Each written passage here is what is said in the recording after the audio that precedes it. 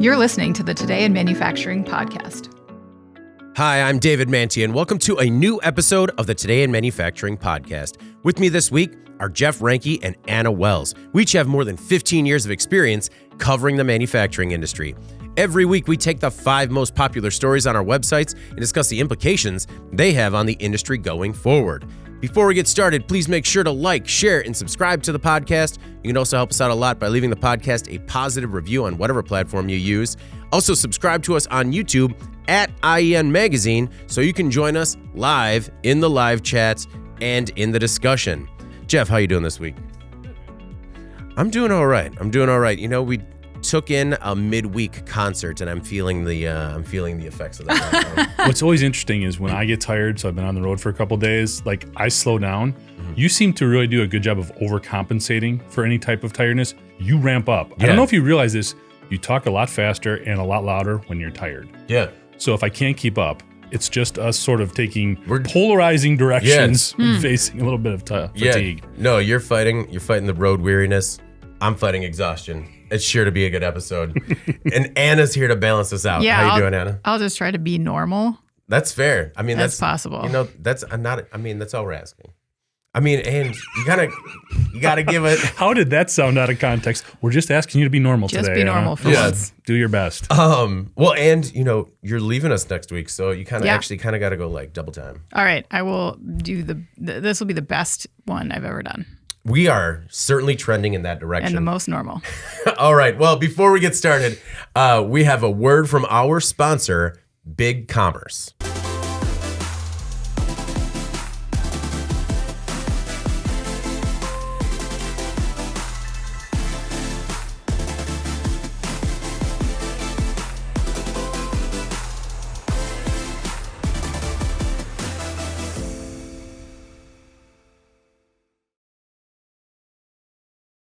And we're back. And before we get started, just a reminder that BigCommerce provides modern e-commerce technology that works with your existing systems. ERP, OMS, CRM, no problem whatsoever. Whatever existing business tools and technologies you use today, BigCommerce can integrate using pre-built one-click integrations or customize your automation with its APIs. Make the move to BigCommerce today. And Jeff, I go faster, but I hit that brick wall so much faster. Like it's just like I'm on until I'm home, and then I'm just like I'm not dadding today. Crash hard. Yeah, right into that couch. All right, our first story this week: Stanley Black & Decker to close 2 plants. This week, Stanley Black & Decker announced plans to transfer its Cheraw, South Carolina operations to its facilities in Jackson and Gallatin, Tennessee. And it will also discontinue operations in Fort Worth, Texas. The moves mean 175 employees in Texas and 182 employees in South Carolina are going to be out of work. However, it will add 80 jobs in Tennessee, but still, that's a net loss of nearly 300 jobs. The restructuring is part of a strategy the company started last year to optimize its footprint and better serve customers. See also to cut costs by some $2 billion. Displaced employees can transfer to other Stanley Black & Decker facilities.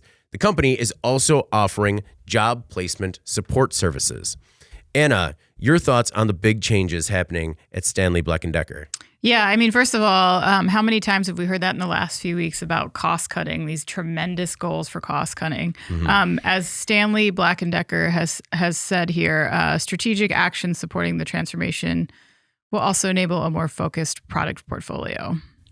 More specifically, as part of this $2 billion cost-cutting initiative, Stanley B&D is also going to be standardizing product parts by cutting SKUs and redesigning certain products with an eye towards standardization.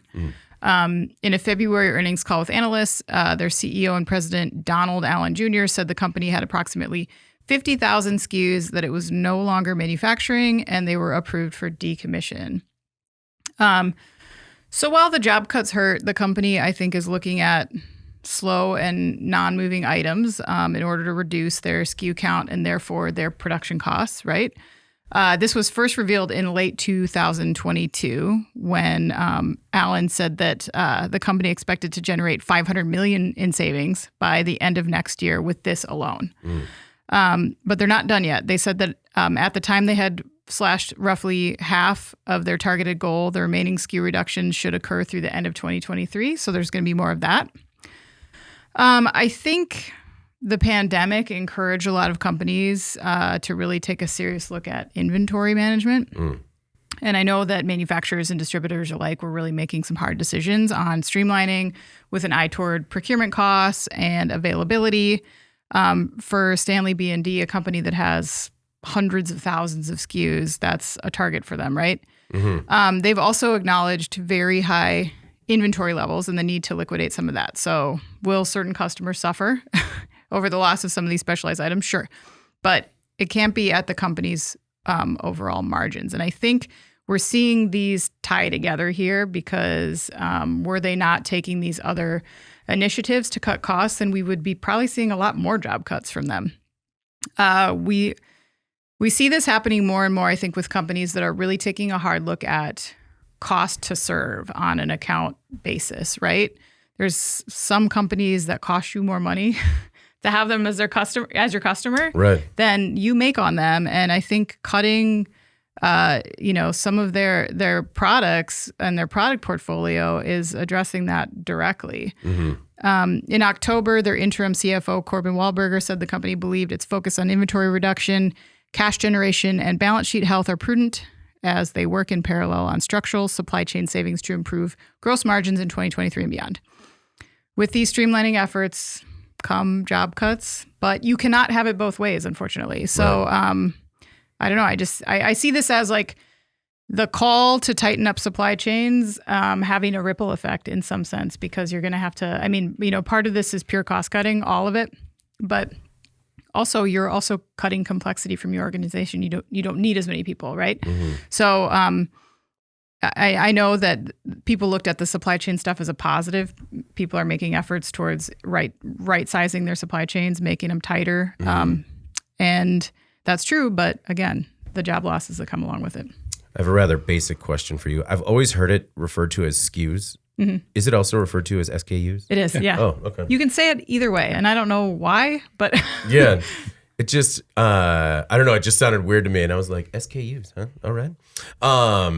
Jeff, your thoughts on the plant consolidation and why Black & Decker might be making some of these decisions? First of all, I did not realize, how diverse this company really was. I didn't realize they had the Cub Cadet brand of outdoor power equipment. Didn't realize they also had stuff in aerospace components, even excavator tools, things like that. So yeah, very diverse company. What I kind of want to focus on here is, I guess, two different areas. Number one, I think we're seeing a lot of manufacturers being proactive. They're starting to see a lot of this stuff like, hey, these inflation numbers, this isn't going away. It's maybe steady, but it's not dropping. Yeah. Okay, so let's do some things now so it doesn't have to be more dramatic later on. They're also, like Anna alluded to, they've had an opportunity to look more thoroughly at their internal operations and realize that there is some redundancies. I know you're going to talk a little bit more about the Fort Worth facility. Yeah. So I'll just talk about the brand there. Okay. It's always been interesting to me in terms of Black & Decker and Stanley acquiring that Craftsman brand. Right. Because those two, when you look at Stanley Hand Tools and Craftsman, those are huge competitors. And when you feel like, I think when they bought Craftsman in 2017, in addition to buying that brand name, they were also by default basically buying that shelf space as well. Now, if you've got the same type of screwdriver and ratchet and everything else, and you've got two competing brands that, depending on who you ask, one is better than the other. There's a lot of real simple redundancies you can cut right there in sort of championing one of those brands, maybe a little bit harder in certain areas. So you kind of wonder if that's not what's going on here. Maybe they're picking a winner, and I'm oversimplifying here, in the screwdriver category, in the ratchet category, in the wrench category, and that's where they're maybe eliminating some of those SKUs or SKUs by simply picking a winner in those two brands, especially when you look at, again, how diverse this company is, and a lot of those brands can compete. Black & Decker and DeWalt, they're kind of targeting a different user there, but there's, again, probably some things that they can do with drill bits, for example, that can help them cut costs and save money. So, again, I think you're seeing a couple different competing elements here that are probably made these decisions never easy when you're talking about 350 workers, but kind of simple in context of a larger corporate umbrella, if you will. And maybe something that, because that they acquired Craftsman from Sears in 2017, maybe something that a lot of people suspected was going to happen a lot sooner. Yeah. And then when it didn't happen until now, everybody's kind of like, well, why now? The company didn't give a timeline for when it's going to close these plants. But as you mentioned, Jeff, I did want to focus on this Fort Worth facility because the company opened this. It's a 425,000 square foot facility in Fort Worth that opened in late 2020. So it is a new building. At the time, it was the company's first new manufacturing facility in several years after it bought the Craftsman brand from Sears in 2017. The company originally targeted the site to have as many as 500 jobs. And I mean, what did it say? They're at 175 now. It's kind of up in the air as to whether or not they ever came close to, or even half of that.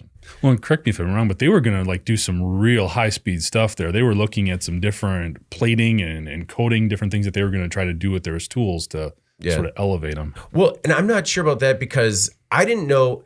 There was a lot of speculation that they might let the Craftsman brand all of a sudden become the low-cost leader, so to speak.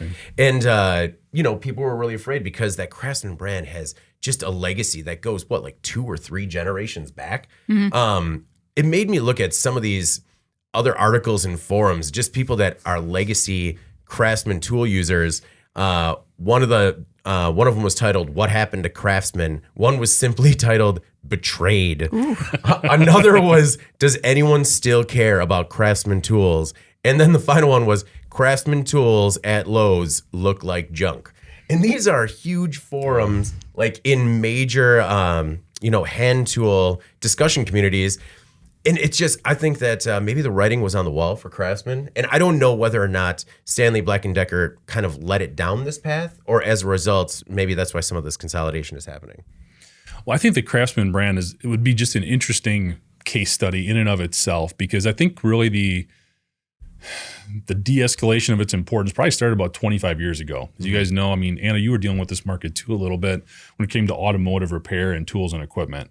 And really at that point, you had the really premium brands, the Snap-ons and the Matcos, that if you were a professional automotive technician, aircraft maintenance, anything like that, that's where you were going, because you recognized Craftsman at that point was just not at the same level. It was sort of a mid-level brand if you were a professional, okay? But the problem is it maintained a price point that gave it a premium connotation, but then you had some of these lower cost tools, which at the point was Stanley. Stanley was a lower cost than Craftsman, provided a very similar level of quality. So if you're going to go that route, you were really paying more for that brand name, and it wasn't following through as strongly as maybe your dad or your grandpa remembered it. It had that lifetime warranty, so you could always take it to Sears, so there was a connection there, but then the Sears stores went away. Then the Craftsman, again, started appearing everywhere. There was no exclusivity in terms of going to Sears or going to that local individual at Sears that you knew and had that relationship with to turn in a wrench or whatever the case was. So I think in that evolution there, it really did bring that brand down. Plus, just with time, you and I don't have the same connection to that brand as, again, like our dad or our grandpa did. Now we can go to the store and you see a number of different brands where the level of quality, the variation just isn't that severe anymore. No, completely agree. Anna, do you foresee, you kind of mentioned some of this in your analysis, but do you foresee this happening? You talk about how much we've been talking about it the last few months. Do you see this as an ongoing trend through the rest of the year? You mean these massive cost-cutting projects? Yeah. Well, I mean, I think, you guys both touched on this as well, but Jeff especially, but like these companies trying to maybe get ahead of some uncertainty here. And we know that business is good for a lot of these companies, but it's their margins that are taking the biggest hit because their costs have gone up. So that, again, with inflation, we are seeing no signs of that going backwards at this point. And if demand starts to soften a little bit, they don't want to be caught with their pants down, you know what I mean, at that point. So I can see why a lot of companies are doing that. I do think we'll see more of it. Okay. Well, let's not get caught with our pants down. Keep your pants up, everybody. And go over time. So let's get to that. There's a T-shirt. And it says, keep the pants up. Our next most popular story. Samsung U.S. chip plant will now cost $25 billion. The cost of Samsung's new chip plant in Texas has skyrocketed. Initial forecasts estimated the facility will cost $17 billion. Now the tally stands at $25 billion. According to a pair of sources, the company is already halfway into the projected $17 billion. But the cost of materials seems to be the monkey with the wrench. Construction costs are reportedly responsible for 80% of the increase, and further delays could push the project well over $2 billion. According to the company, the factory could create 2,000 jobs and make much-needed advanced chips.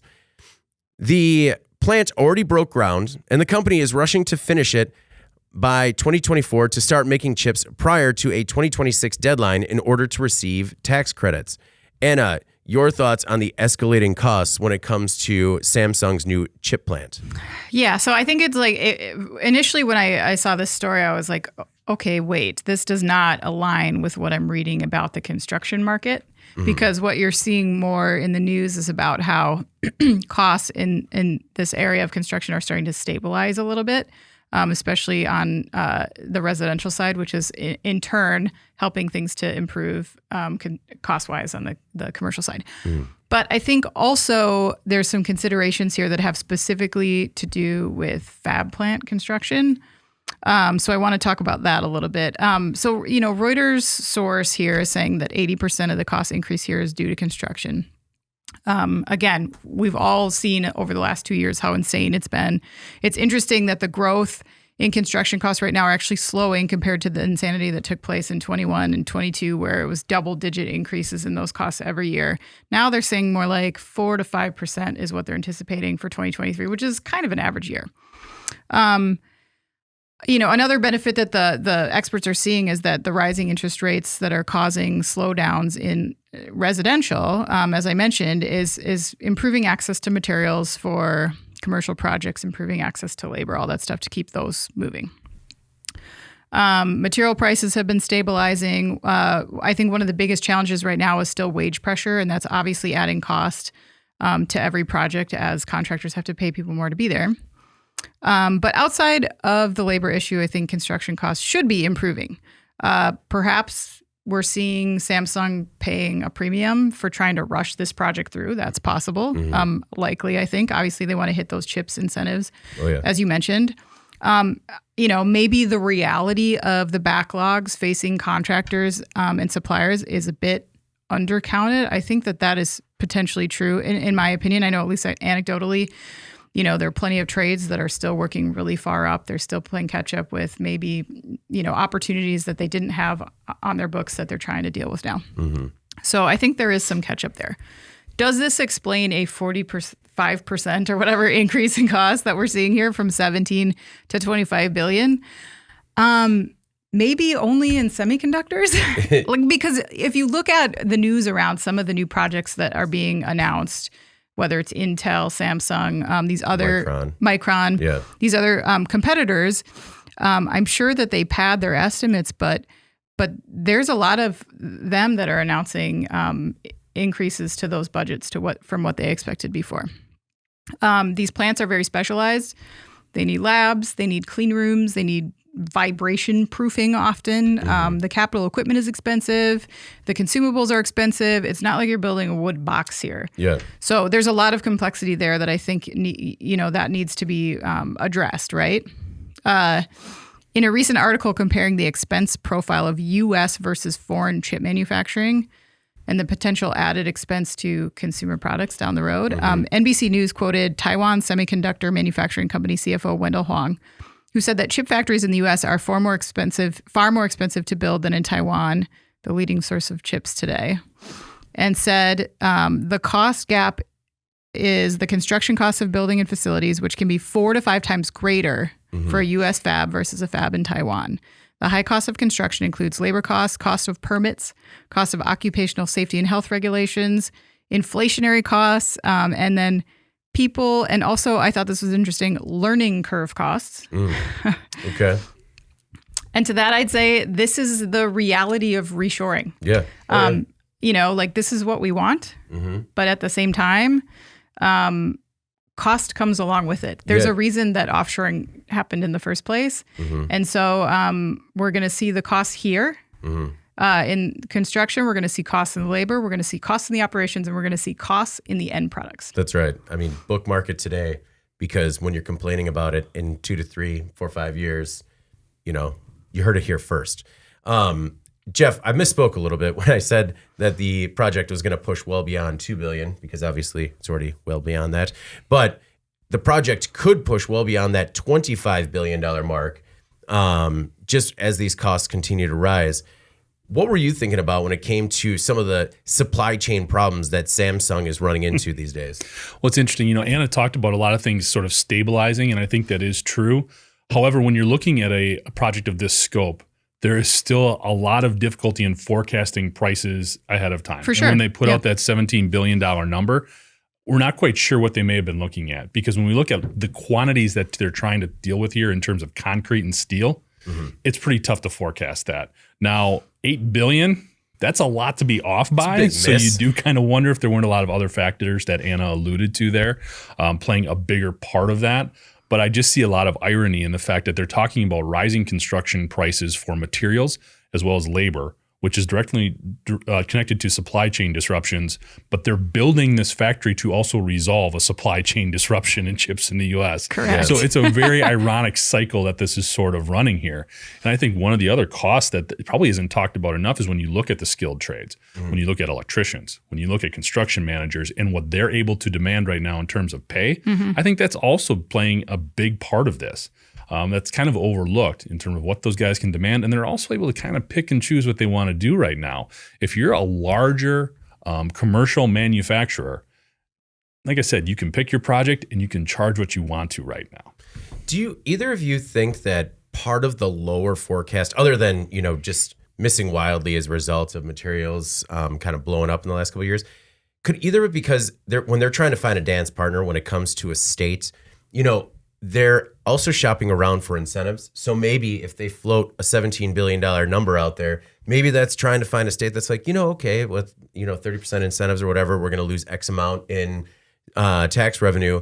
And then maybe that starts to slide. Maybe they undercut it a little bit just to make it seem like it's not going to be that big of an investment for the state.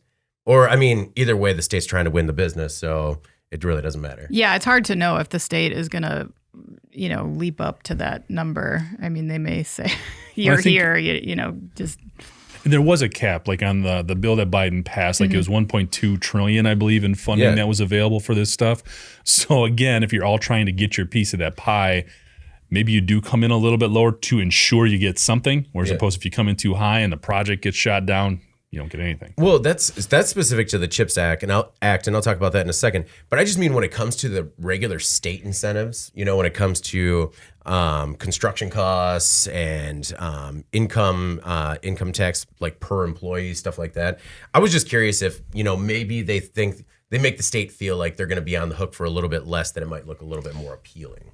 Could definitely be, and I'll speculate a little bit further. Maybe some of these construction contractors too came in a little bit low at the time too to secure the bid, and now they're like, "Hey, this is what it costs. What are you going to do about it?" We have to update. You get that all the time on the residential side. Like, we gave you that 6 months ago, and it's different now. So sorry. Yep, you're gonna need walls. What are you gonna do about it? So the U.S. Commerce Department officials recently said that most of these government grants are only going to cover up to about 15% of the costs of the new plants. Since the CHIPS Act was passed, the cost of labor and construction materials, as you said, has just risen dramatically. Anna, you had mentioned Taiwan Semiconductor Manufacturing. I wanted to mention them because they're spending about $40 billion in Arizona right now. It'll be interesting to see what that winds up being. Intel's $20 billion factory in Ohio now could cost up to $100 billion. What? And the Micron technology plant in upstate New York also could cost north of $100 billion.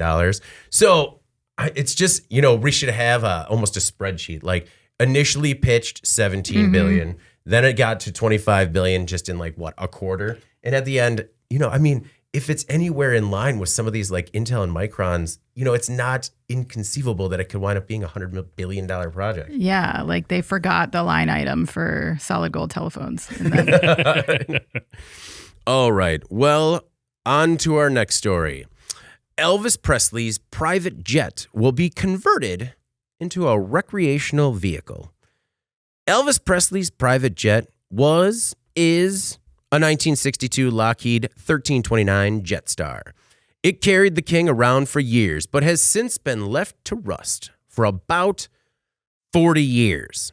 The Jetstar, a rare rear-engine quad-jet, was the third plane in Presley's fleet, and it recently sold at auction for just $234,000 to a YouTuber named James Webb.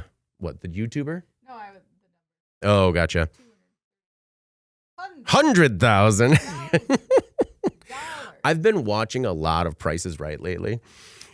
Webb wanted to make the plane flight worthy once again, but ballooning costs have killed his dream. The interior is fine, but the exterior is showing serious signs of decay. Oh, and the 4 Pratt & Whitney JT12 engines are long gone. Gonna need engines to fly. Webb figured that it would take $5.7 million to get this plane back in the air. Now, that is one expensive tourist trap. So, Webb decided the next best thing to do with the private jet is to turn it into a private RV and take it on the road on a nationwide tour, a much more cost-effective tourist trap. Anna, when this thing comes around, are you going to tour the King's Jetstar turned RV? If they serve peanut butter and banana sandwiches, then yes. Well, I mean, of course. That's the thing, right? I mean, it's one of many things. Yeah. It's like you get a peanut butter and banana sandwich, and you also get like a glass cup full of unmarked pills. Yeah. A little dark, but Yeah, a little bit. The engine thing, that was one of my favorite details from this. Didn't they say something like the engines just like fell out while they were transporting it? Like they just lost them? Yeah, just gone along the roadside. Yep. So they're somewhere in a ditch. Anyway. If you find them, reach out to James Webb. He on would YouTube. like to talk to you about those engines. When I first saw this, I was like, this guy is insane to try to fly this old bucket of bolts. But then I realized that this is sort of his shtick. He buys old and unique jets and tries to get them to fly. And that's what his YouTube channel is about. It's just like, private planes. And so he's bought other jets before and he gets millions of hits of him trying to get them to work. Mm-hmm.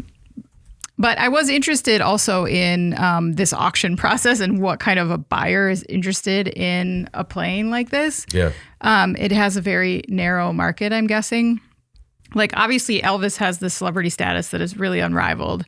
So $250,000 actually seems like a decent deal for this, in my opinion, despite the condition. Because if you look at some of the other famous planes that have sold at auction, like some of the price tags have been insane. Like Elvis had 2 other planes, as you mentioned. Yeah. So they were sold together in 2015 as a pair. Those were called the Lisa Marie and the Hound Dog 2.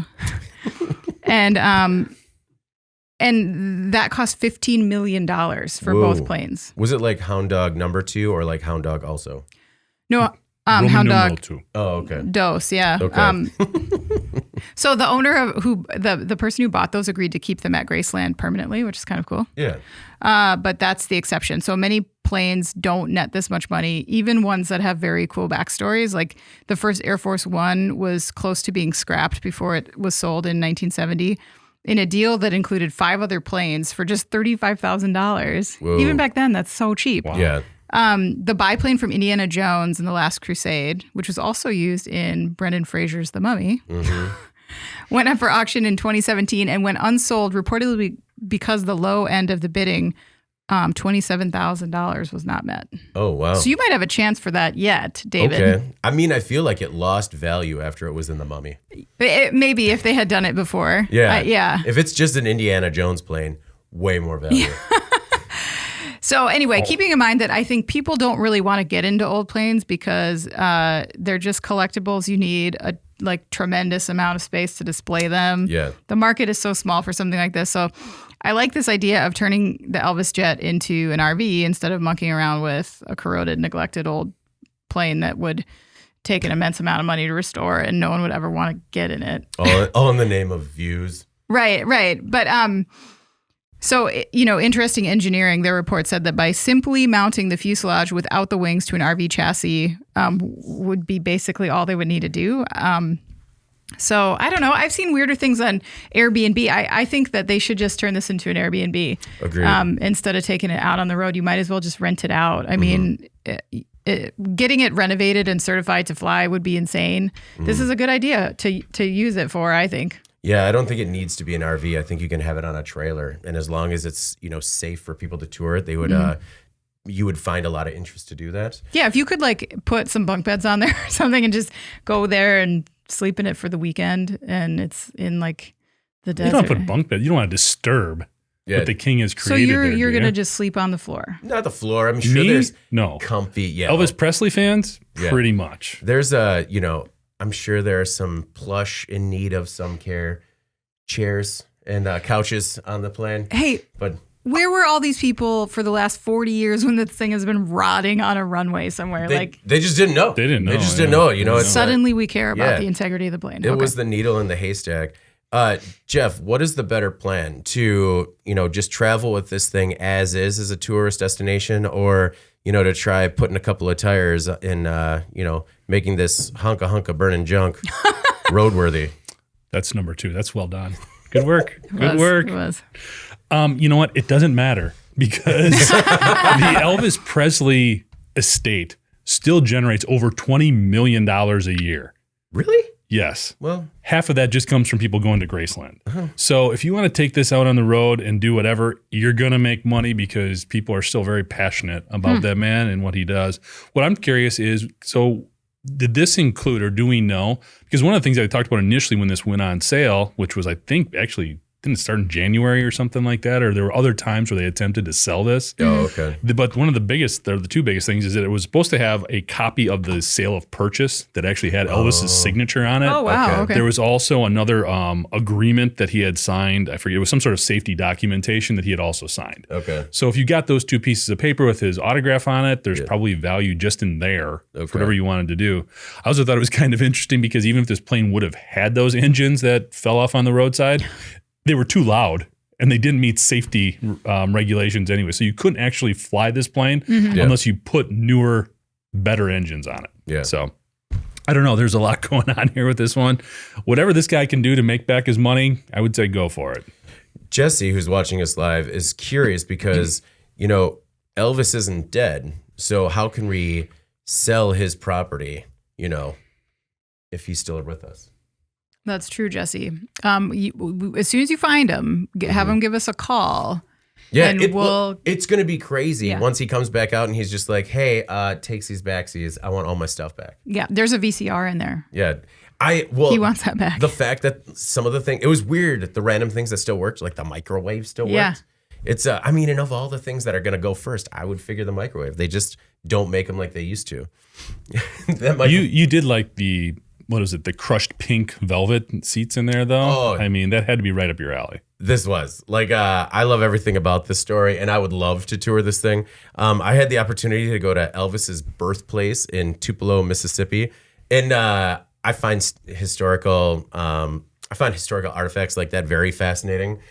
His birthplace is definitely worth going to, but don't allot a lot of time because we drove like 3 hours there, and then you walk in, there's a room, and you walk out, and you're just like, humble beginnings, huh? Anything else to do here? I bought a shot glass. It was great. But, so I'd like to look at things in a historical context, and it's, a look into a different time. And I like looking into the luxury that, even though depending on your interpretation of his lifestyle and how he lived, he was kind of trapped in. But, there are worse ways to live. He was kind of a pioneer with all the creature comforts, the microwave, the TV. Yeah. Anna, did you say he had a VCR in there, like in 1976? Yeah, a VCR and a cassette deck in the 70s, which is, that was probably pretty high end back then. Well, in this story, if anything, just sent half of the office down an Elvis rabbit hole, which was, sometimes, in my lifetime, Elvis was already an afterthought. And I don't want to say a punchline, but he was already at the tail end of his career, and then, all the conspiracy theories about him still being alive or abducted by aliens, he had become a caricature, and you sometimes lose sight of like what a cultural icon and incredible performer he was. And just looking up oh man, I can't even, it was called like Polka Grass. We just looked at some of the more obscure songs and watched some of his live performances, and they're incredible. It's just like, all right, he didn't write any of these, but he is singing the hell out of them. Yeah. Anna, you touched on this a little bit too. It really made me think of the innovation that comes with repurposing aircraft. We've seen people making homes using sections of a fuselage, just being used to make tiny homes and studios, or the entire thing being used to make an entire house. We've seen train cars turned into restaurants. So there's new life beyond the scrapyard, but a lot of times it takes an imagination and someone with the drive like a James Webb to actually do something. It also made me think of, we've done stories on this company before, Wreck Watches, if you remember them. What they do is they buy primarily classic cars at auction, and they take metal parts off of them and make a watch with those parts. So that way you can own a piece of the first DeLorean. Oh, that's cool. What a good idea. Yeah. So it made me think of like, if you could do something like that with this, where everyone could have like a piece of the plane and buy, a watch or whatever it is. I don't want it to seem like, everyone's hanging a little jar of ashes around their neck. But there have been cool and innovative ways to repurpose stuff. I don't know. I find it fascinating. Oh, for sure. And I mean, yeah, there's so many people out there that appreciate this, but that don't have an airplane hanger to like put it there. It's not practical for most people to get into airplane collection. No, not at all. You don't say. Yeah. Did that need to be said? No. No, it reminds me of like a farm auction I went to once, and they had an old, was it a rickshaw where someone carries you in the, and I was just in the bidding, and I'm like, I'm gonna win this rickshaw, and it's gonna be hilarious because we're gonna take this to the bars in Madison. And then finally, someone had to walk up to me and be like, how are you gonna get it home, and where are you gonna put it in your apartment in Madison? And it just completely defeated me. But a lot of times, when you're caught up in the heat of the auction, you're not really thinking of the hangar that you're gonna put Elvis's plane in, or I hope it's different. Your rickshaw. I hope that's different. Jessie says she recently bought her husband a guitar strap made from a classic car seatbelt. Recycled materials, man. Hey, cool. That is awesome. That's awesome. Need to see more of that. All right, our next most popular story. 25 injured after a docked ship tips over. On Wednesday, a ship tipped over while dry docked, injuring 25 people. At Imperial Dock in Scotland, the ship became dislodged from its holding. Photos of the scene show the ship leaning to the side at a 45-degree angle, possibly due to strong winds. The 250-foot ship was a research vessel that was previously owned by late Microsoft co-founder Paul Allen. The ship had been moored since 2020 due to challenges brought by COVID-19 and the pandemic. Anna, this was an odd story for me just because there were so many different factors where there wasn't a lot of information available. The first one is, if a ship tips over, I'm going to need a clearer understanding of exactly what happened beyond. It was windy that day. Pretty sure that's what tipped her over. No one seems to know what actually happened here. And this thing is just a slight 3,000 tons. Yeah, it's a monster. It's huge, right? And there are a lot of questions over what happened here and why. The injury tally is actually up to 35. I think we had reported 25 because that was the initial reporting. It's not clear how many injuries took place on board, but there were 50 people working on the boat at that time.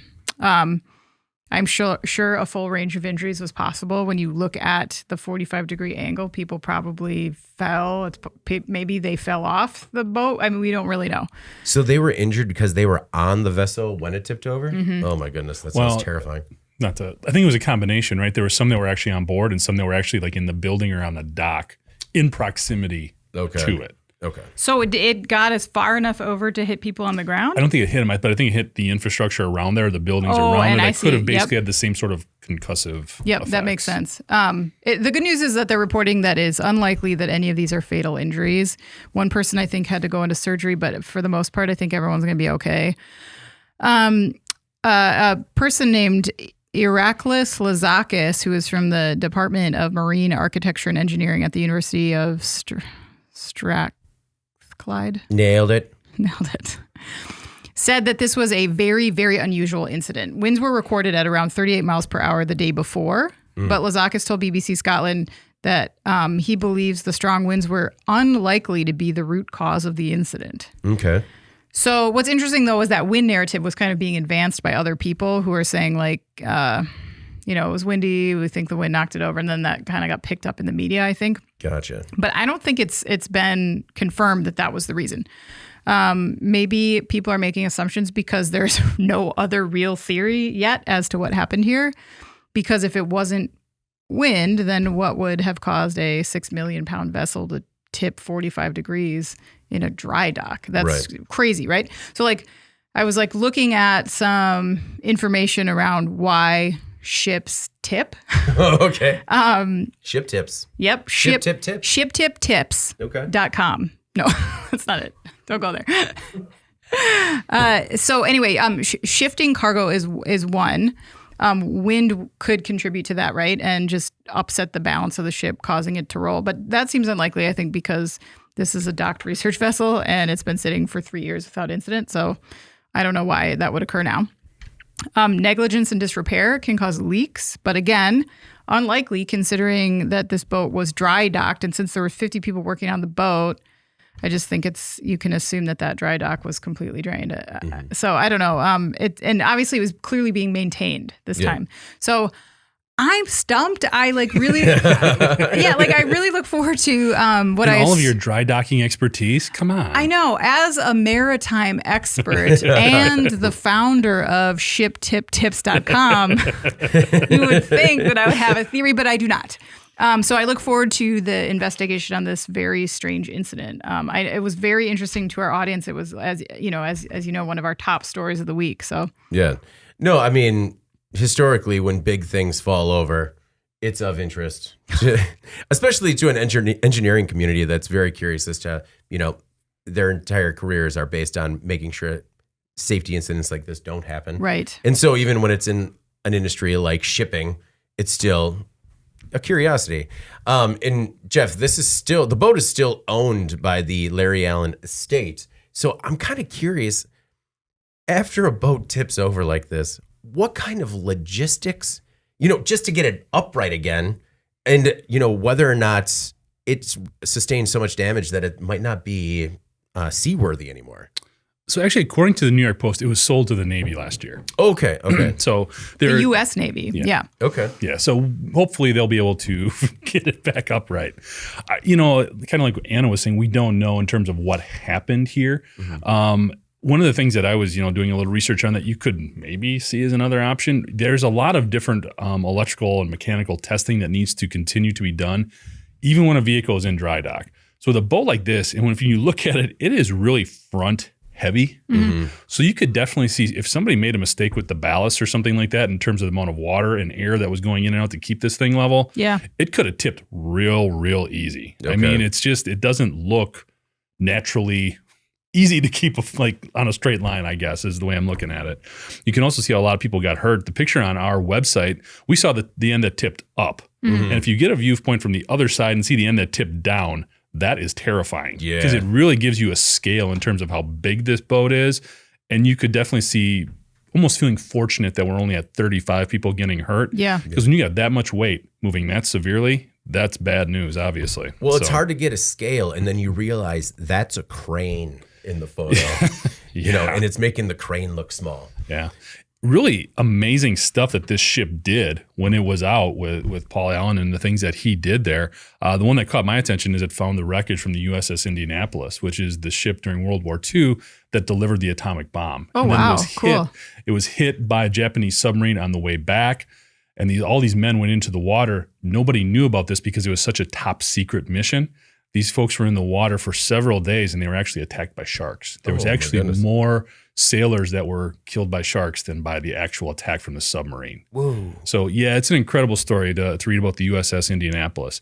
And I found a number of other Oh, that was War the II. Indianapolis, not the RV Petrol. Gotcha. I was just like... Petrol found it. Gotcha. I was just like, wow, that is an incredible story. And I'm sure that was very difficult for the Larry Allen estate to take care of. All right. Yeah. I got to listen to all the sentences. Take a nap. It found a lot of other World War II ships and wreckage and stuff too. So really interesting history there. And hopefully because it can do all of this good stuff, they do get this thing fixed. I think one of the takeaways that we can apply maybe to an industrial setting is that regardless of what's going on, safety is just an ongoing thing, right? Yeah. I mean, it sounds like common sense, but obviously something was maybe not... they didn't dot all the I's and cross all the T's here. Blocking and tackling. Yeah. In terms of what was going on, we've seen plenty of instances when machines weren't running and they can still cause problems. So, well, before I knew that it was sold to the U.S. Navy, it reminded me honestly of the Elvis story a little bit, because sometimes these old, the ship was getting repaired at this dry dock, but sometimes this legacy equipment or these legacy ships and planes become a real liability.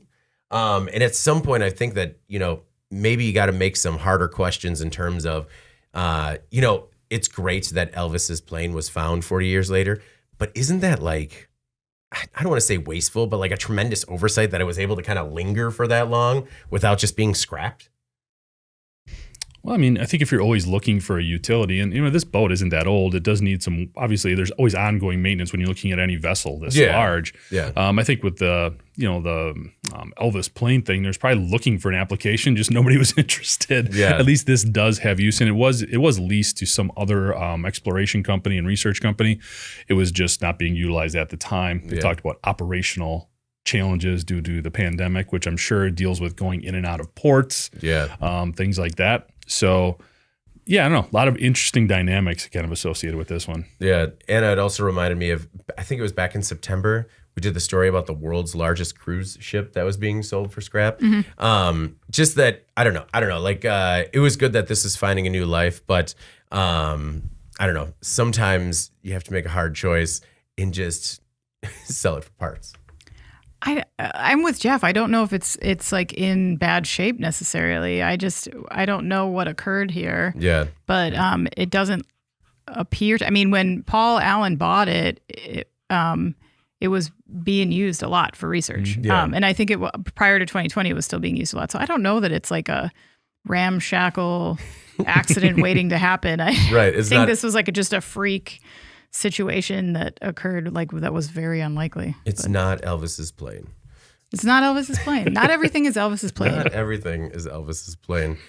Go to shiptiptips.com and you'll understand. If you have any theories, listeners, please leave them at shiptiptips.com. Our most popular story this week: Dodge unveils last super fast gasoline muscle car. Dodge is going out with a bang. The 2023 Challenger SRT Demon 170 is scheduled to be the last gas-powered muscle car made by the brand. It will deliver 1,025 horsepower from its 6.2-liter supercharged V8. Dodge says it will be the quickest production car ever made. It will go from 0 to 60 miles per hour in just 1.66 seconds. Dodge is calling it the last of the rumbling cars that for decades were a fixture of American culture. The Demon 170 is street legal, but they're only going to make about 3,300 of them. They're going to cost, Jeff, the Demon is going to cost $96,666 because it's a demon. And 66 cents? Obviously. I'm just saying, if you're leaning in with the price, why not just make 3,666 of them as well? Fair. You know? Fair.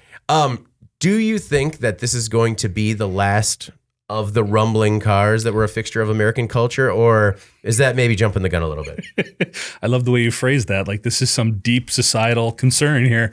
I think it's interesting for a couple fronts. Number one, I mean, Dodge, it's really something. I mean, you see it on the periphery in terms of the type of vehicles they put out and the promotions and stuff, but it is all over their website and everything. They really lean into this whole muscle car mantra. They really do. David, do you have any idea how many Challengers and Chargers Dodge sold last year? Not a lot. 130,000. Lower than I thought. I bet you do know how many EVs they sold last year. Dodge, 0. Yeah. Exactly. Yeah. So that's what's going to be really interesting to watch here is this transition. In theory, they're coming out with a Charger EV next year. Yeah. And they're going to start that transition. But when you look at their history, and again, how they're just so tied. So all these iconic muscle cars and gas power, they're Ram trucks. Mm-hmm. They got nothing on the EV spectrum there in terms of their trucks. When you look at the rest of Stellantis, okay, Jeep, there are hybrid options, or excuse me, there are EV options for Jeep. There are hybrid options for Chrysler. In Europe, actually, with the Fiat and Pugo lines, they've got very successful EVs here. So you kind of wonder, are they letting Dodge just sort of lean into this? Are they hedging their bet a little bit here in case there is this just overwhelming still desire or this pocket of Americana that just is like, hell no, man. Give me my gas-powered car. I don't want an EV. Are they sort of keeping that Dodge brand focused there intentionally in some way, shape, or form? I don't know. But this is going to be an interesting company and an interesting brand to watch because there's a lot of loyalty with these brands and with Dodge overall. We talked last week where they're bringing back the Dodge Ram Dakota, that line. You know, they're going to be bringing that back. Not as an EV, okay? Yeah. So again, what is Dodge going to do here? Are they going to embrace this move to electrification because they seem to be resisting it at all cost? Yeah. To continue with this tradition, and I wonder if Stellantis isn't sort of okay with that. Yeah. Well, one thing that's interesting is that this article really leaned into the nostalgia, the sense of a forgotten time when people cruised, in their gas guzzling muscle cars. And Anna, we've kind of talked about other brands like we're known for, being muscly, or not muscle car, but like big gas guzzlers like Hummer transitioning to EVs. Yeah. So, while Stellantis is going to stop making gas versions of the Challenger, the Charger, and the Chrysler 300 by the end of the year, don't you think that maybe this nostalgia that they're looking to serve with this last demon might be kind of past its prime, and maybe they could appeal to a lot more potential buyers with an EV version of a Challenger or a Charger? Well, I certainly think they're going to try to do something here to hold on to that customer base. If they're truly moving away from every model going towards EVs. And you get that feeling from Tim Kuniskis, the CEO of the Dodge brand, who's talking about the power behind the EV versions of muscle cars and how it can be done. And that's what they're anticipating, right? It will be interesting to see if diehard muscle car fanatics will grow to love the EV versions of their previous favorite models, or if they're looking for something else there. And what I mean is, the automakers point to the power and the speed that they can get out of electrics, right? In many ways, they're going to be faster, better, all of that. But I think there's something about the nostalgia, as you said, that I think is irreplaceable in the minds of many of their buyers. And I'm not saying that we don't replace it, but I do think, some of the more old school car enthusiasts maybe aren't going to be ready just yet to get on board. It made me think of another issue that's been bothering certain gearheads about EVs, and that's the potential death of the stick shift. I don't know if you guys have followed this much, but if you think about an electric motor, it's gearless. There's really no use for a manual transmission. That's not a part of that structure. Only 1% of vehicles sold today are manuals, and yet there's this contingent of diehards that don't want to let it go, even though it is largely unnecessary. And people are getting to the point where they want, maybe, I don't know if they want it or it's being offered to them, but a fictionalized version of the manual transmission, essentially something that mimics the feel of it. Lexus is actually working on this. They've described it as an unconnected gear stick and clutch pedal that use haptic drivers to generate the feel of a manual transmission. This piece is then combined with software that pushes generated sound into the cabin to give the driver the same experience. So it's just for pretensies. Yeah. But what it brings me to my point, which is what's necessary or what's futuristic or even enhanced in a performance sense, like might not be what somebody who is hearkening back to their teenage years in the 1970s, for example, like really actually wants. Will they get on board with the EV versions, or will we see more innovation that's focused on recreating the sounds and the smells and the feel of these earlier versions? Yeah. I don't know. I mean, that's an interesting like design avenue I think we need to look at. If it's happening already with the stick shift, it's happening with noise with EVs. They're adding the fake noise. Yeah. Is there going to be a fake diesel smell? That is gonna, yeah. I don't know. I mean, you're right with that. It seems like that is just a stopgap. I can't imagine that there's a long-term play in fake gear shifting, fake noise. But to something like, I mean, that is something where you just don't hear it that much anymore when all of a sudden you're at a stoplight and someone revs their engine and you're just like, oh, something's going on over there. You know, like. But isn't it more of like, what's that guy's deal? I mean, it depends on the car. It really depends on the car. And like okay, I'll let you finish your point, but I guess but I'm going to stop you. Let me finish your point. Yeah. Oh, no, go ahead. But I think it's changed because when you pull up with one of those types of vehicles, it stands out more now. Yeah. You don't have to do that anymore for people to go like, look at this. Yeah. That's amazing. That's incredible. I think a lot of the stuff that Anna's referring to is engineers are sitting in a room and the car dealerships or the salespeople are in there just like we deal with this sometimes from a content perspective. Like, they're not going to buy it if it doesn't have this. Oh, yeah. What about this? And they're saying, okay, we'll give it that. Just to eliminate all possible objections. I think that's what's going on right now. I agree with you. I think it is a stopgap. Yeah. I don't think it's a long term. And and they really went out of their way to say that this version of the Demon will be faster than the EVs that have the fastest 0 to 60. True. Dodge is running into a lot of things like problems with stricter government fuel economy regulations, as well as the shift to EVs. Jeff, I do really find your point fascinating as to maybe Dodge is their hedge. I kind of like that. It's just, no. We're going to let this brand just kind of be the last one standing. And in the event that maybe there's a little bit more pushback for the EVs than we expect, they'll have a market position.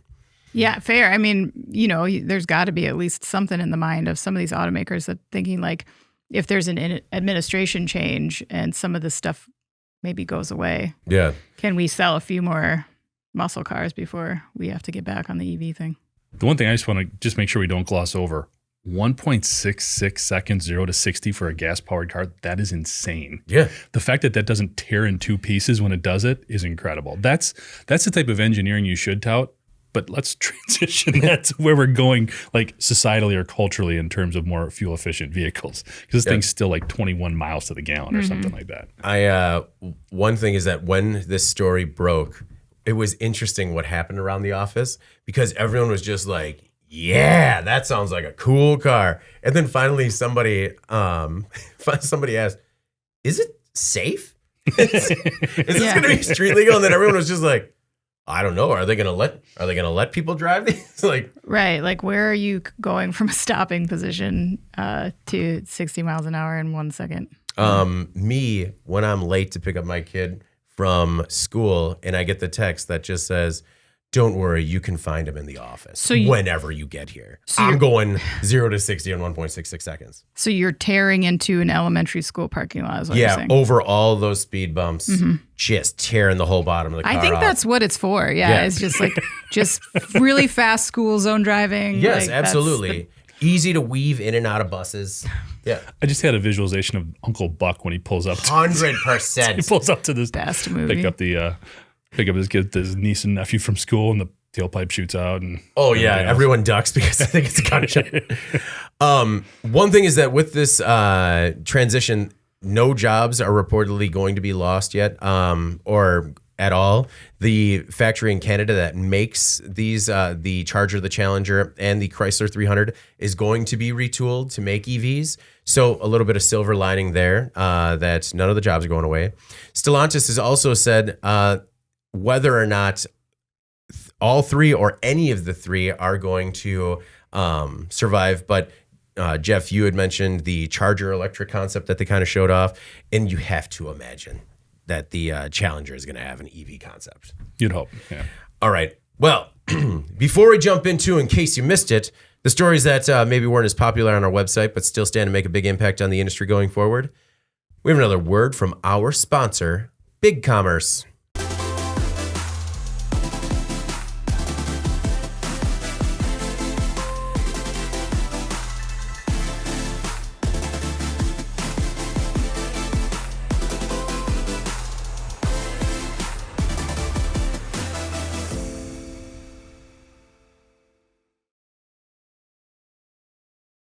And we're back.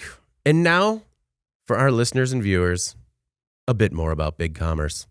BigCommerce provides, you know what, we're going to take it again.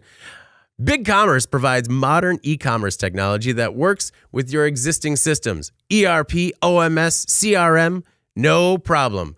Whatever existing business tools and technologies you use today, BigCommerce can integrate using pre-built one-click integrations or customize your automation with its APIs. Make the move to BigCommerce today. See? Got it on the second one. Nailed it. Yeah. Now, on to, in case you missed it, the stories that weren't as popular, but still some interest there, even if it's just from the people who wrote them. Still some interest there. There should be. Yeah. Forced interest is the new name of the segment. This is where we tell you where you screwed up and didn't pay attention to the right things. Sit down and listen up, guys. Anna, what do our readers, listeners, and viewers need to sit down and listen up on this That week? should be what we call this segment. This one almost made the podcast this week. It did. Almost, It did, yeah. almost. So the story I selected, we titled Foxconn Learns That Making Vehicles is Hard. So in late 2021, when Lordstown Motors, the EV maker, was on the brink of disaster, Foxconn Technology, as many of you know, swooped in with an offer. They would pay $230 million for the Lordstown factory in Ohio. They bought a $50 million stake in the company, and they agreed to become a contract assembler for the Endurance pickup.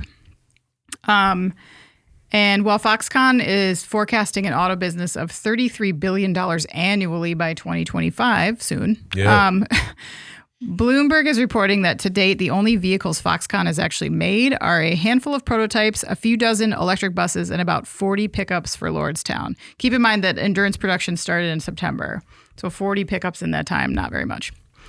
Earlier this year, Lordstown asked Foxconn to suspend production of the Endurance because the cost to produce it had exceeded $65,000 per vehicle, which was more than the truck's targeted sale price. Later, Lordstown said that the Endurance might not make it without the help of an experienced automaker to help scale the project. Get out of town. No way. So Foxconn believes that its experience in consumer electronics is enough to make the transition to auto, especially electric auto, right? Mm-hmm. But some experts believe that the failed Foxconn project in Mount Pleasant, Wisconsin, remember that one, guys, is a harbinger for things to come for Lordstown. This story was concerning to me on a number of levels. One, because if Lordstown needs an established automaker's help to survive, it has no idea what it's doing, and neither does Foxconn. Mm-hmm. And two, the fact that Foxconn was able to swoop in and save Lordstown with its terrible track record and also without the experience necessary to actually build cars says a lot about the terrible position that Lordstown was in when it took this deal. Mm-hmm. Its hands were tied. Right. I mean, they had no other options, right? We spoke about it then as a way of really just kicking the can down the road, and I'm certain we were right then and are still today, that Lordstown is just delaying the inevitable with a partner like Foxconn. And there is no chance in hell that any kind of GM or Ford or established automaker is going to put their foot in this pile and get into bed with Foxconn either. They're not. Mm-hmm. So I don't know. I look at this like maybe this was Foxconn thinking like we have a relatively low cost opportunity here in this context of automotive to dip a toe in, take a crack at auto, see how we do as a contract manufacturer, show that we have the skill set to do it, and then vie for other contracts. Unfortunately, they don't have the skill set to do it, and they're realizing that it's going to take a lot more cash to scale, and it's really not looking good for this partnership. Foxconn and Lordstown needs an adult. They need an adult, and all the adults are gone. Yeah, so, they're just like and they don't want to help. Yeah, they don't.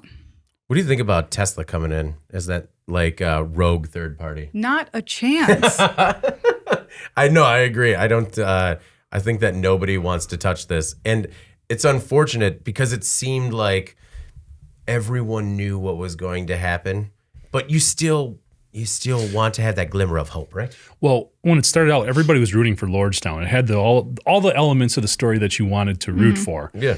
But I mean, what's really surprising here is how little Lordstown must have really understood about the production. You can see how Foxconn fell down, but man, Lordstown should have been looking at them basically for funding and maybe operational support, not the technical and engineering know-how. No. Yeah. That's what's concerning here. And kind of to what we were saying before about nobody rooting for them now, all these suppliers that were involved here are probably going, oh, Foxconn's involved? Whatever. Even less appealing than when Yeah. you were on the verge of bankruptcy. Thank you. Like, yeah.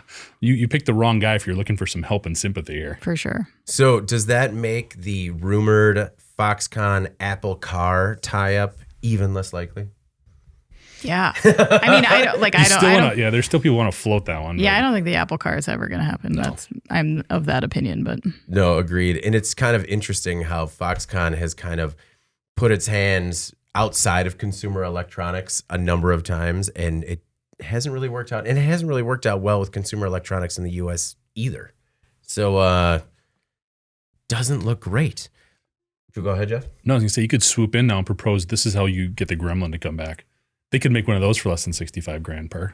Well, and I feel like they could have made more than 40 of them since September. yeah, you can make a gremlin in a weekend, man. I can't even remember what I was just watching. And there's it was a terrible movie. Never mind. Anyway, there was a gremlin though. It was it was a bad Nick Cage movie. I can't even mention it. Jeff, what is in case you missed it this week? Well, unlike Anna's, this one was nowhere near almost making the podcast, but I thought it was super interesting. So mine is about Nestle is piloting some refillable vending machines. Now, to set this up, this is nowhere near us, and these are products that we have not used, but Nestle is piloting refillable vending machines for their Mila, which is like it's like a chocolate powder. You can make like chocolate milk, hot chocolate, that type of thing, as well as Cocoa Crunch, which is a cereal. Yeah. And what they're doing is part of its efforts to explore new solutions to help eliminate the need for disposable packaging. So they're working with a startup in Indonesia, and they're basically putting these machines into grocery stores, retail outlets. You're going to try out for 4 to 6 months to see if it'll work. So what you can do is it'll have a QR code that you can scan to get all the nutritional information that would typically be on packaging, but you can either buy or bring to the store your own reusable container. That's awesome. This is one of those things where we talk about eliminating waste, we talk about eliminating plastics, all that stuff, but we don't know how. We're trying here. This is a practical application to solve a real problem. Yeah. So you really find yourself rooting for it. And again, Nestle is trying this in Indonesia. I feel like, no offense, Indonesia, but if they can figure it out with all of the infrastructure and support mechanisms we have in maybe more technologically or highly developed countries like the US, we could also figure this out. Yeah. And regardless if it's 2 products to start, it could be the thing that leads to a lot of really good things here in terms of reducing garbage. There's too much waste in the waste stream, and even just eliminating plastic. Because while the container you might use will probably be made out of plastic, you're not throwing it away. Yeah. You're continuing to reuse it, and you're getting rid of the cardboard box. You're getting rid of the plastic bag. If we could do this for cereal, this would be incredible. Yeah. If we could do this for other things, salsa, baking components, all that kind of stuff where you're, again, taking all that stuff out of the waste stream, I think this could be a huge first step. I'm rooting for this to work. Yeah. Because I think this would be, this could really be a paradigm shifting element in the way we, again, just sort of store food, obtain food, and eliminate waste. No, at first when I saw the headline of the story, I just thought it was like something beverage related. Not at all when it came to food. And I don't understand why something like this doesn't exist yet. Why we were able to figure it out with water in terms of refilling water jugs at grocery stores, cutting out plastic waste by refilling reusable containers wherever you stop at gas stations, stuff like that. I don't understand why that hasn't transcended water. Yeah, I think part of the issue is making sure that it's touchless, and like I've always, in my dream world, like, you go to the salad bar and you take one of those giant bulky clamshell containers home that takes up tons of space in the trash, and you can never use it again, and they're disgusting and horrible. But that if you were allowed to, you could never bring your own bowl in because people would be like, jamming the tongs in there. Oh, yeah. And you don't know if it's clean or not, right? But like for these, where everything is contained within the machine and you're just holding a receptacle underneath or whatever, it really takes some of that out of the mix. So I love this idea. I think it's awesome. I would love to see more of this stuff in the U.S. I would definitely use it. Well, and some of it are the logistics just over the way, like for the salad bar example, the weighing, they need a container that weighs the same. Right. So when you go to checkout, but I feel like that would easily be attained by you figure out what your container is, you have it weighed, it's connected with your account. Yeah. And you would go forward that way. Jessie says she loves things that lead to other things. So does Jeff. I do. No, this is a really cool story. I don't know, for whatever reason, I just really thought like salsa when I saw this. Like I was trying to think of like the containers that Rigo just run through a lot. Yeah. Like it's not ketchup, it's not like a condiment. It's even if it's like. So, I mean, some of those things do have longer shelf lives than we appreciate. I mean, like you said, ketchup, a lot of these other things, it can be in that container for a while and it will be fine as long as it's kept at the right temperature. Yeah. Again, I don't think this is for every single food product, but I think there's a lot of them. Yeah. For sure. And if you think about how difficult it can be to get packaged food and not use plastic, like go through the grocery store and try to find a plastic-free option. You don't have that option outside of produce, really, and it sucks. All right. Well, in case you missed it this week, was a story about 2 Mercedes-Benz employees that are at the center of a new bribery investigation. These 2 employees are being investigated over suspected bribery, according to a public prosecutor's office. The allegations surround corruption and bribery, particularly in commercial transactions.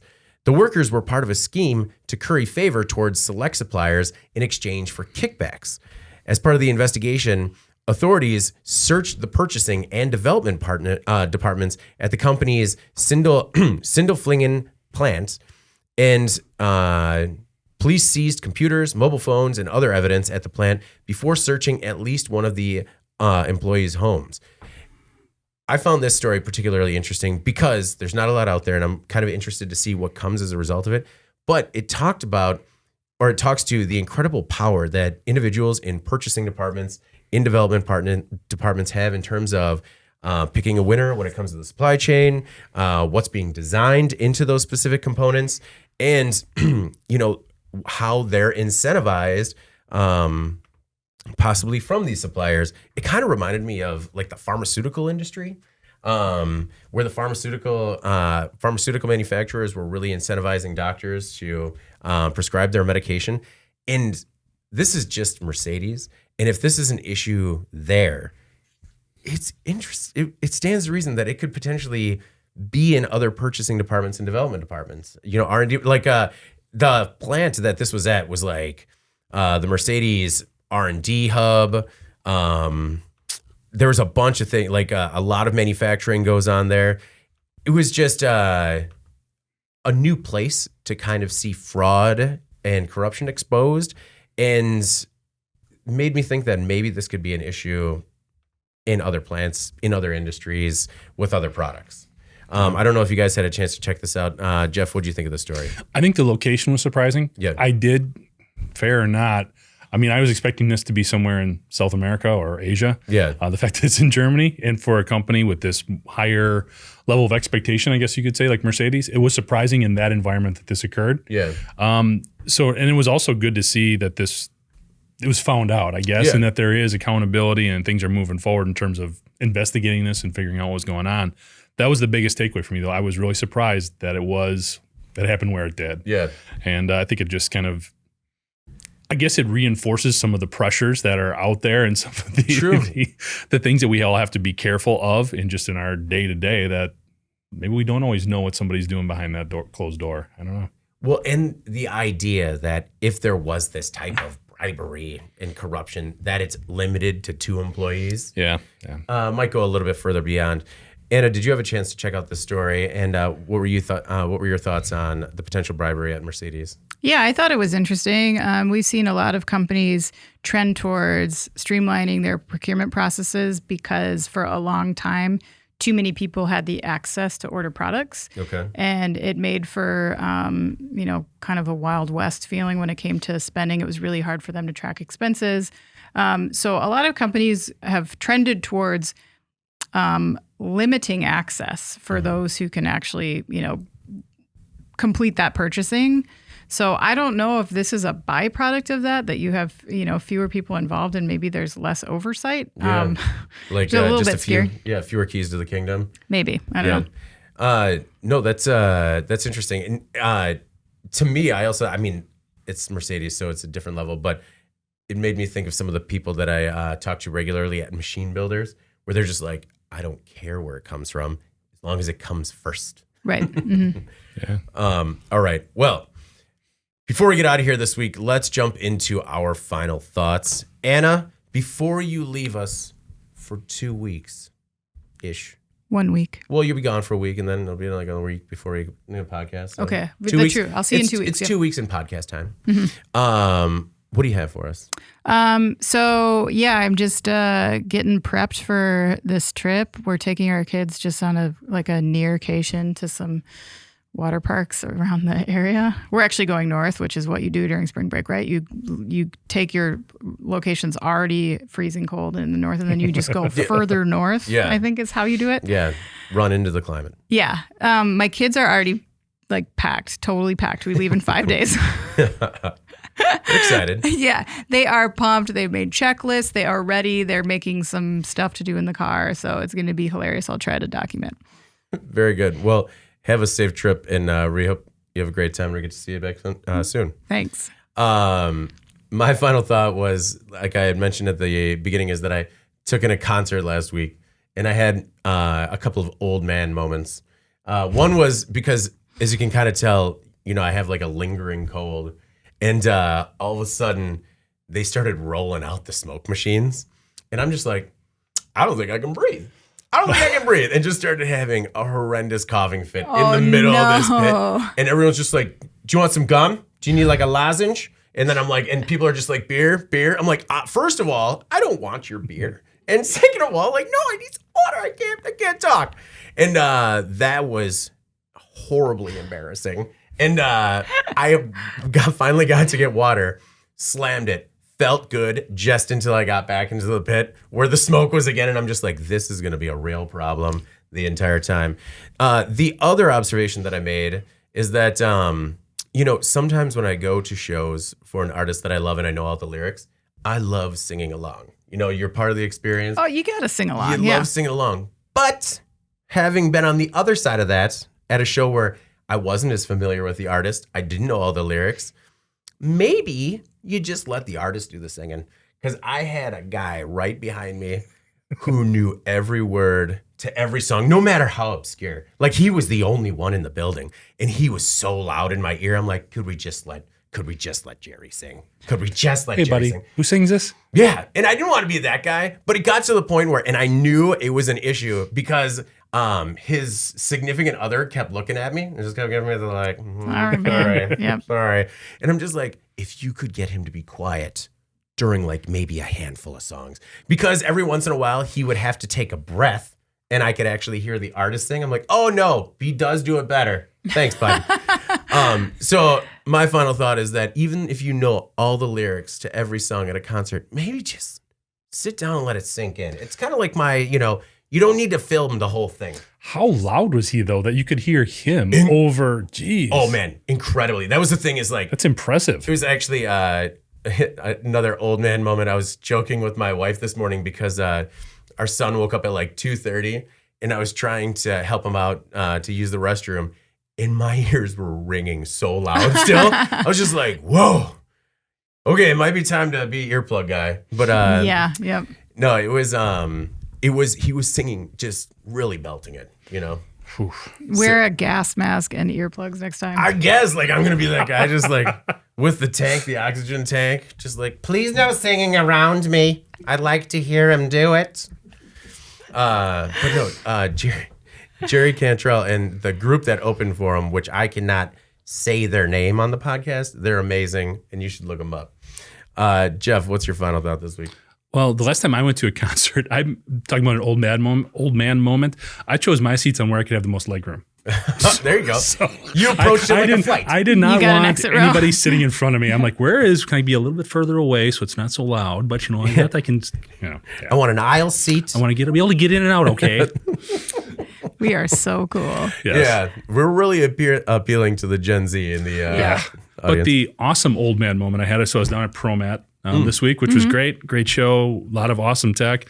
And where we stayed, we were actually close to like a retro arcade type bar, which was great. But the thing I enjoyed the most is we were actually about to leave the one night, and on the way to the restroom, discovered one of those bubble hockey machines. Yeah, Do you remember those are those? awesome. Oh, yeah. Oh man. And that just rejuvenated me. Like I had trouble getting to sleep because I was so like fired up from playing a couple games of like bubble hockey. Like all the competitive fire just was channeled there. And all of a sudden, regardless of who was across from me, it was my brother 25 years ago. Oh, yeah. You know? Yeah. So, or more than that. Geez, Did you 35 years ago. Did you kick his ass, Jeff? I did. I lost the first one. Yeah. I won the second one. I beat our salesperson, Mike Regie, badly. Regardless of what he says, I won. That's why he's still down there, because his gas money's gone. Yeah, he never came back.